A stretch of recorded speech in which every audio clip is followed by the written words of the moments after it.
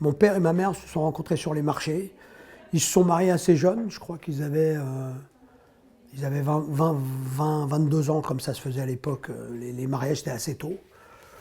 Donc voilà, et très rapidement on s'est posé la question de l'installation, à quel endroit ils devaient s'installer. Et il n'y avait pas grand-chose à l'époque, et il y avait cette fameuse petite cité qui se bâtissait. Et donc, comme mon père avait envie de développer un commerce, et notamment dans l'auto-école, puisqu'il avait travaillé avec mon grand-père, il y a eu une opportunité au niveau des 4000 logements, effectivement. Il y avait des locaux, des locaux commerciaux qui se louaient. En lien avec ces locaux commerciaux, on leur offrait la possibilité d'avoir un logement dans les 4000 logements, en l'occurrence au Mail Maurice de Fontenay. Voilà, donc on s'est installé là. On était une famille de 5, il y avait mes parents, et puis il y avait ma sœur et mon frère. Moi, j'étais l'aîné. Ouais, c'est un appartement qu'on a gardé très très longtemps. À la base, quand ils sont venus ici, c'était qu'une étape. C'était la première étape de leur vie. La deuxième étape, c'était d'aller s'installer dans un pavillon. C'était le côté pavillon. Ouais, avec un jardin. Ils se sont retrouvés avec 2000 mètres carrés de terrain, là où on avait un petit balcon. Voilà. J'ai eu énormément de mal à quitter les 4000. Il y a un sentiment d'attachement à la cité, c'est un cocon, on est bien, on connaît tout le monde. Et moi, ça a été une vraie blessure, ça. Et c'est pour ça que mes parents ont gardé l'appartement pendant 2 ans. J'arrivais pas à partir. En fait, j'étais à l'aise à La Courneuve, aux 4000, et surtout avec tout l'environnement, c'est-à-dire tous mes amis que j'avais autour. On était un petit groupe, on était vraiment des potes, même encore aujourd'hui, on reste en contact, même s'il y en a beaucoup qui sont partis très loin. Nous, c'était tout pour le football, hein. Cette époque de 14 ans, c'est-à-dire de 72 jusque dans les années 80. En dehors de l'école, on passait tout notre temps au football, mais vraiment tout notre temps au football. En fait, ça, c'est vraiment la cité. C'est vraiment, quand on s'est retrouvés ensemble, il y a quelqu'un qui a dû lancer un ballon au milieu du truc, et on s'est mis tous à jouer, et on était... Alors, il faut savoir un truc, c'est chacun avait ses escaliers. Donc on passait beaucoup de temps devant les escaliers, comme ça existe encore aujourd'hui. Hein. Et on discutait, on refaisait le monde devant ces escaliers, on tenait les murs, comme on disait à l'époque. Et nous, ça ne nous plaisait pas trop, on avait envie de bouger, etc. Donc on organisait juste devant ces escaliers, on a commencé à organiser des matchs de foot. On avait des poteaux qui étaient là, on s'organisait des petits buts, des petits trucs de foot, on faisait un 4-4 et on faisait des matchs ensemble. Voilà, c'était ça, le temps de libre qu'on avait, on le passait exclusivement à jouer au football.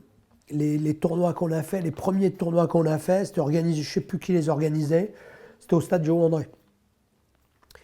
Donc là, on les faisait et au stade Joe-André, et je me rappelle qu'à Aubervilliers, on en faisait certains aussi. Donc c'est les 2 villes sur lesquelles on faisait des tournois chaque année. C'était du football à 7 en général, on était des petits groupes de 7.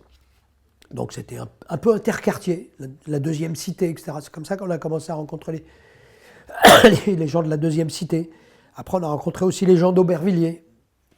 Voilà. Et puis après, on s'est même mis à faire des tournois à la campagne. On prenait la voiture le dimanche matin, très tôt, et on partait à 2 voitures, à 6 ou 7, au bout du monde, faire des tournois comme ça. On n'était pas très bien bu quand on arrivait dans ces secteurs-là. Ouais, on avait un peu de mal.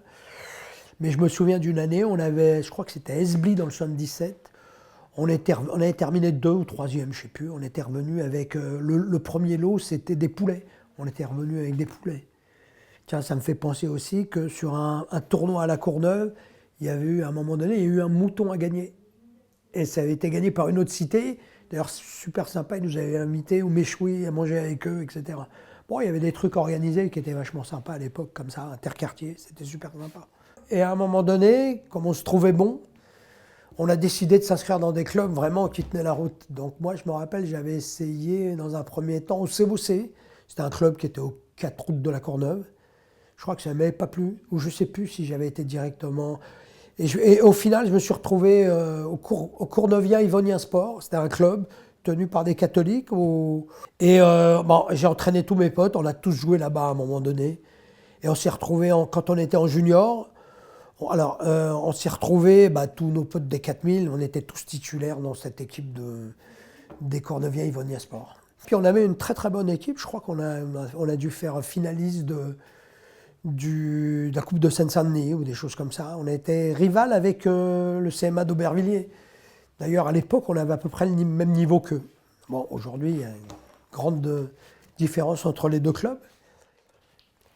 Il y a toujours une chose bizarre à la Courneuve, c'est que vous avez beaucoup de gens aux 4000 qui ne voulaient pas sortir des 4000. C'était leur petit cocon. Ils ne pouvaient pas sortir de leur zone de confort. Moi, le premier, hein, d'ailleurs. On n'arrivait pas à aller sur Paris, on ne sortait pas de la Courneuve, on ne sortait pas des 4000. Et puis, je pense qu'on avait aussi une façon de parler. On parlait beaucoup en verlan à l'époque, on utilisait des mots arabes en plus à l'intérieur, du javanais, machin. Et puis, on se parlait entre nous comme ça, et les gens nous regardaient bizarrement. Donc, on ne cherchait pas. Je pense qu'ils nous prenaient pour des sauvages et ils ne s'ouvraient pas à nous. Enfin voilà, on voyait bien qu'on n'était pas à notre place.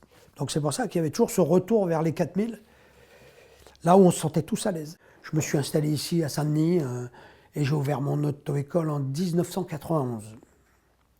L'auto-école ici. Voilà. Et depuis, j'en ai rouvert une dans le Val d'Oise.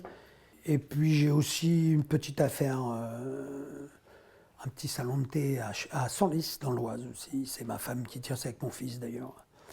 On est des entrepreneurs dans la famille, hein. On est tous, voilà. Alors je voulais éviter la Courneuve. Je connaissais trop de monde dans la Courneuve. Ça aurait été compliqué. J'avais ce problème de pouvoir faire payer J'aurais été trop dans le social. J'aurais fait cadeau à tout le monde de plein de choses, donc je ne pouvais pas.